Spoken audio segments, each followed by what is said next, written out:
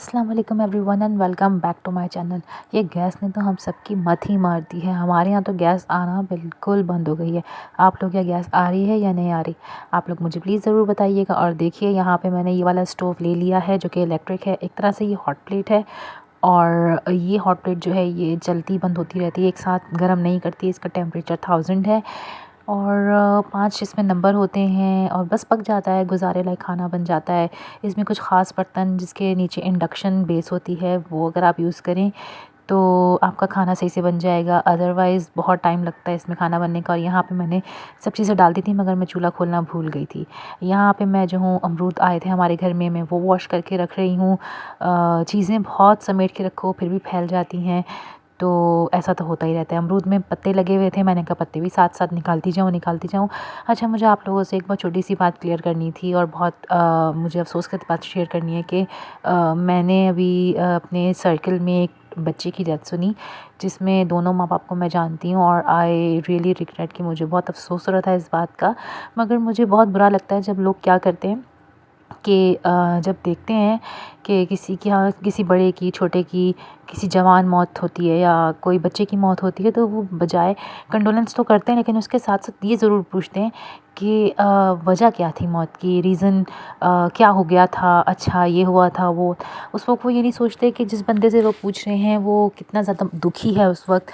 शुरू के 3 दिन, 5 दिन, 1 हफ़्ता तक तो ऐसी कोई बात करनी नहीं चाहिए, क्योंकि अगर आप ऐसी बात करते हैं तो वो उस इंसान को बार बार उस मौके की याद दिलाती है जिससे वो कुछ देर पहले गुजरा होता है। वो उस कंडीशन में नहीं होता कि उससे ये बात पूछी जाए, उसको जवाब भी नहीं आ रहा होता और आप बस पूछते रहते हैं, पूछते रहते हैं, पूछते रहते हैं। अच्छा, जिन लोगों की सोशल मीडिया प्रेजेंस होती है या जो लोग आपके सर्कल में हैं, आपके बहुत क्लोज़ रिलेटिव्स हैं, उनसे तो ऑब्वियसली आप बाद में भी पूछ सकते हैं और वो ख़ुद भी बैठेंगे तो आपको बता देंगे।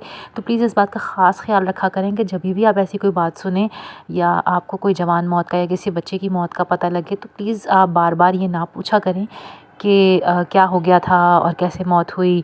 कोई ऐसा करीबी रिलेटिव हो जिसको ये बात पता हो, आप उससे ज़रूर पूछ सकती हैं, लेकिन आप जो जिनकी औलाद का या जिनके बहन भाई का लॉस हुआ है प्लीज़ उनसे ना पूछा करें, उनको बहुत दुख होता है इस बात का। अच्छा, यहाँ पे मेरी चाय तैयार हो गई थी, मैं डाल रही थी। आप देखें इस वाली केतली में जब मैं चाय बनाती हूँ तो अच्छी सी गरम गरम सी बन जाती है। अगर मैं पतीले में बनाती हूँ तो सही नहीं बनती।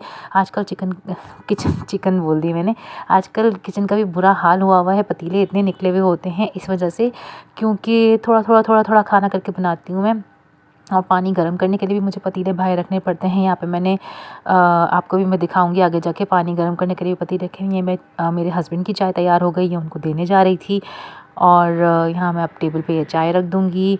और इसके बाद फिर मेरे बच्चे आएंगे, वो केक रस शौक़ से खाते हैं, वो अपने पापा के हाथ से ही खाते हैं केक रस। और ये ब्रेड सुबह की बाहर पड़ी रह गई थी, मैं रखना भूल गई थी अंदर, तो मैंने कहा चलो इसको भी हाथ के हाथ फ्रिज में रख दी जाए। और आप लोग बताइएगा आप लोग कैसे मैनेज कर रहे हैं गैस? आप लोग के सिलेंडर में भरवा के यूज़ करते हैं? मेरे पास ना जगह नहीं है सिलेंडर रखने की और जगह है भी तो भी मेरे बच्चे बहुत छोटे हैं, तो मैं ज़रा अवॉइड करती हूँ कि मैं सिलेंडर यूज़ करूँ, क्योंकि ज़ाहिर सी बात है मैं अगर सिलेंडर रखूँगी तो मेरे लिए बड़ी मुश्किल हो जाएगी सिलेंडर को मैनेज करना। यहाँ पे थोड़ी चाय बची थी, मैंने कहा चलो ये चाय भी निकाल लूँ इस मग के अंदर ताकि केतली हाथ के हाथ धुल जाए। अगर आप हाथ के हाथ बर्तन धो लेते हैं ना तो आपको एक आसानी ये होती है कि आपके बर्तन हाथ के हाथ धुल जाते हैं, ढेर जमा नहीं होता बर्तनों का।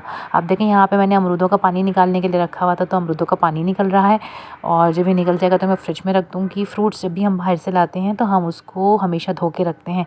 थैली मैंने यहीं पे पानी से धो के सुखा दी थी, फिर ये मेरे छोटे मोटे कचरों के काम आ जाएगी। पहले हमने बड़ा वाला डस्टबिन बाहर रखा हुआ था, मगर अब मेरी बेटियाँ ना डस्टबिन रहने नहीं देती, उसमें से कचरा उठा उठा के ले जाती हैं। तो फिर यहाँ मैं ऊपर एक प्याले में थैली लगा देती हूँ जिसमें कचरा जमा करती रहती हूँ। और फिर इसके बाद मैं ये करती हूँ कि जब वो थैली भर जाती है तो मैंने अंदर सिंक के नीचे कैबिनेट है उसके अंदर डब्बा रख दिया थैली लगा के, उसमें वो थैली डाल देती हूँ। इस तरह से होता ये है कि मेरा कचरा सिमटा सिमटाया भी रहता है। हाँ, थैलियाँ बहुत यूज़ होती हैं, मुझे थैलियों की डबल ट्रिपल ज़रूरत पड़ने लग गई है इस वजह से, मगर खैर है, चलो कोई बात नहीं।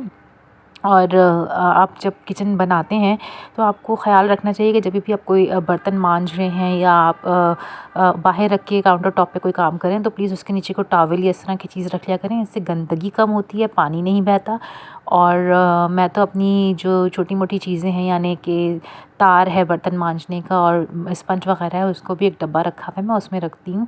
मुझे ना शौक़ है कि मैं सब चीज़ें साफ़ कर के काम करूँ, मगर फिर भी आप देखें जो स्टोव है ये मेरी ना लापरवाही और नालायकी की वजह से गंदा नहीं है, बल्कि ये स्टोव का रंग उतर गया है। गर्म हो के पानी गिरता है, चीज़ें गिरती हैं, फिर कुछ गिर जाए तो उस पर तार लगाओ तो उसका रंग उतर जाता है और बहुत जल्दी इसका रंग उतर जाता है। तो इसको मैं कुछ भी नहीं कर सकती, सीधी सी बात है।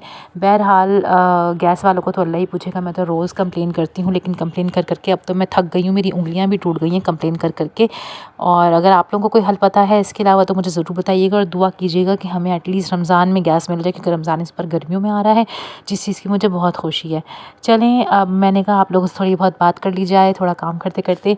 तो मिलते हैं अगली किसी वीडियो में, किसी नए दिन के साथ, किसी रिव्यू के साथ, किसी व्लॉग के साथ। आप लोग अपना बहुत ज़्यादा ख़्याल रखिएगा और दुआओं में याद रखिएगा। मिलते हैं अगली वीडियो में, तब तक के लिए अल्लाह हाफ़िज़।